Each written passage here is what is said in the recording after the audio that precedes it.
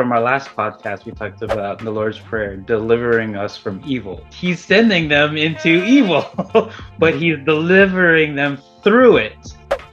Welcome back, everyone. We are looking back at this past week's Sunday readings and looking ahead to next Sunday's readings. We know that most people attending Mass don't look ahead to the readings they'll be hearing. So I hope you'll find our little show fun and useful, especially if you're looking to connect more to the Bible readings during Mass. My name is Vincent and my buddy's name is Roy. We've been friends since childhood and we both volunteer at different churches as lectors, or the guys who read at Mass. We'll offer our thoughts on the readings as well as share some fun stories about volunteering at church and everyday life. Okay, let's get started. How's your past week been? Crazy busy. Well, I guess first things first, I got married again. Again?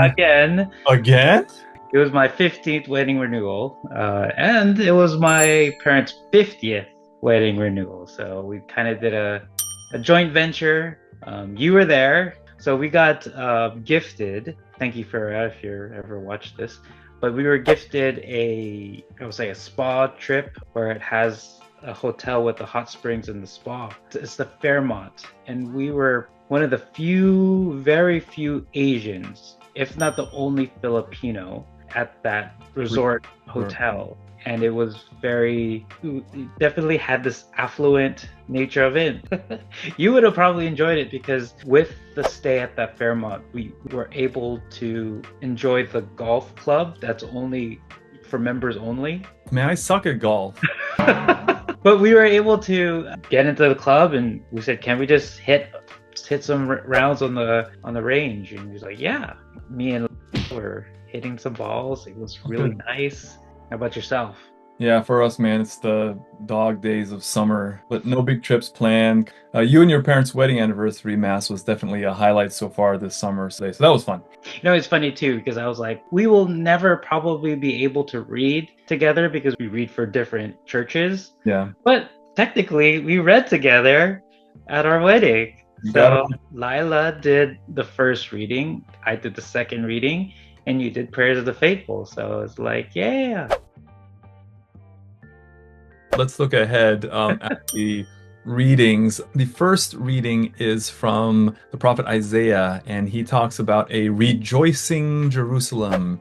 Your hearts will rejoice and your bodies flourish like the grass. Not like my grass, which is super dry, but I'm sure like the grasses of Jerusalem at the time after the rain. The responsorial psalm is Psalm 66. Let all the earth cry out to God with joy. So much joy in these readings this week. The second is from Paul's letter to the Galatians. And here he talks about he boasts in nothing except the cross of Christ, which if you put yourself back in first century Jewish person's sandals, that is nothing to boast about. So to write that and to say that, I boast in nothing except the cross. I'm like, are you crazy? Like, yeah, he was crazy at the time because this was a revolutionary thought. So it's not, we kind of take it for granted. Oh, we boast in the cross of Christ. If you're a first century Jew, I'm like, what?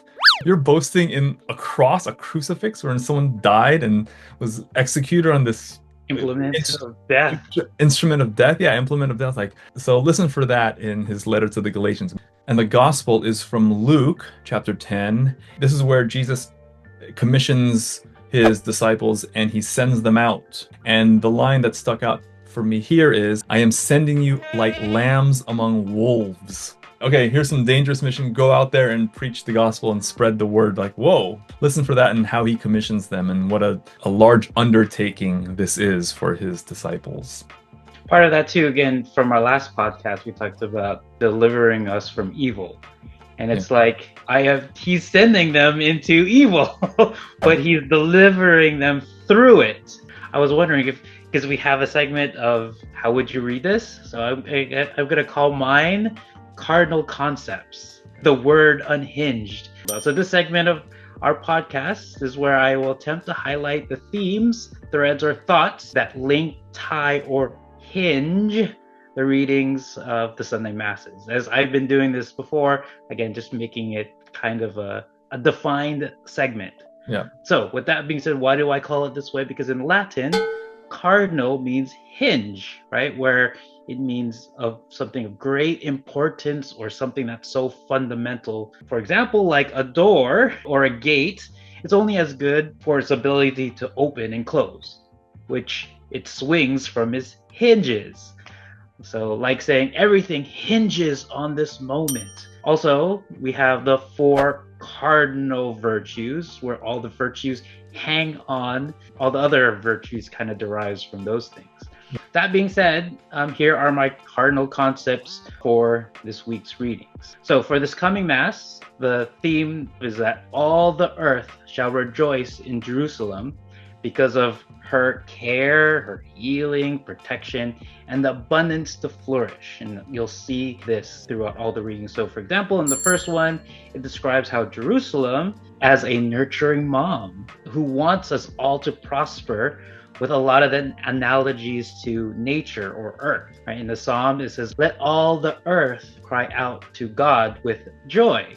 Right? In the second reading, it's peace and mercy to those who follow the rule and to the Israel of God. In the gospel, he said to them, the harvest, again, earth, is abundant, but the laborers are few. And also, the 72 returned rejoicing. So again, you see a lot of the rejoicing and the earth as the cardinal links between the readings this coming week. All right, let's look back at this past week's readings. Since I gave my thoughts last time of the morning, let's talk about the one from the vigils. Again, going back to the theme of the Lord's Prayer for the vigil, it was, "Thy kingdom come, thy will be done on earth as it is in heaven." So as I said before, it's kind of a coincidence. The first reading was about Peter and John going to the temple, going to the beautiful gate. On the way, they healed that crippled man who everybody sees at that gate. And now he was able to go into the temple and pray. This sent a message to everybody in the temple because they see that man every day. In the responsorial psalm, the refrain is, "Their message goes out through all the earth." The second reading talks about Paul, who summarized his life, calling it a race. And after Jesus gives him the gospel, he radically changes from persecuting Christians to proclaiming the message to all the Gentiles. In the gospel, where Jesus heals Peter from his 3 denials from the crucifixion, one of them is to tell him to feed his sheep. This means that one of Peter's main jobs is to deliver the message about his kingdom. Basically, God's message is manifested through Jesus, delivered and commissioned directly to his disciples, especially Peter and Paul, since this is their mass, the 2 pillars of the church, who delivers it to everyone. So 2 things from Mass this past weekend. One is from the homily at your wedding vow renewal Mass, and this is kind of off the topic of Peter and Paul. When talking about Jesus' miracle turning the water into wine at the wedding at Cana, Father Henner talked about turning to Jesus when the wine runs out, so such as the wine of health, like when a spouse becomes seriously ill, the wine of money or wealth, like when a spouse loses his or her job, or the wine of romantic feelings. So all those kind of hit me. All married couples will run out of wine at some point in their marriage. But the message here was, be like our Mother Mary and turn to Jesus in those times. So that kind of hit me hard when Father said, when the wine runs out in the marriage. From the Sunday Mass homily, I have to admit I wasn't paying much attention, sorry, because I was in line for confession. Actually, both my boy and I were in line for confession, and I was examining my conscience. I was paying attention to the line as it was moving, because as you know, the confession line is always long at Our Lady of Peace. Thanks be to God. Yes. Everyone listening, tell your local priest to promote and make confession more available, please. My boy, allow me to brag just a little bit, please, here, but he hasn't received communion in a few weeks now, because he said he was overdue for confession. And I was 2, by the way, so I haven't received communion in a few weeks. So thanks be to God, he's 12 years old now, and he knows whom he's receiving, that he's receiving Jesus in the Eucharist. And we talked about this last week. And he knows not to receive Jesus when not in the state of grace. So to his credit, he was kind of reminding me, like, we got to go to confession sometime. That's why I didn't pay too much attention to the homily. Sorry. I'm sure it was great.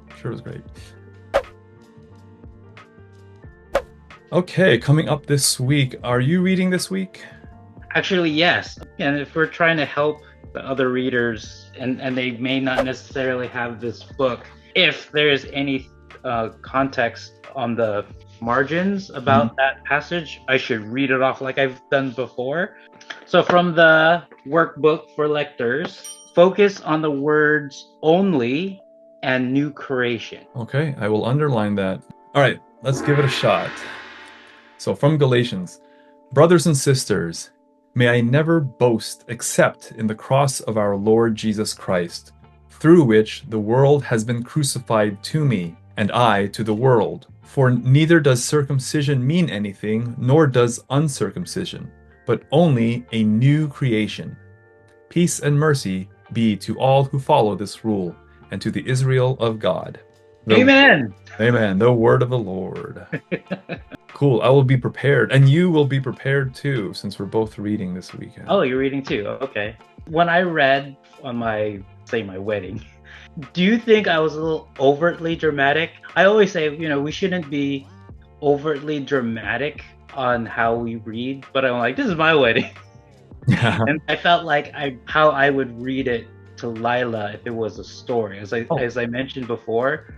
And so usually you try to keep it a little tame sometimes. You don't go full actor mode or like you're reading a story. But I said, no one else is here besides my family, and I'm gonna go kind of a little not overboard, but a little bit more extra. A little bit more dramatic, as you like to say. Okay, how was it? I hope you got some positive takeaways from this.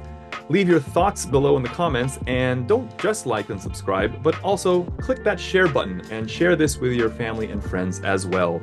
Take care and God bless. That's why I kept this Star Wars theme. Stay on target. That's so good. This is the shirt that I wore to the birth of my child. When Lorraine was like, which she didn't, she was like I can't do this. Like, stay on target.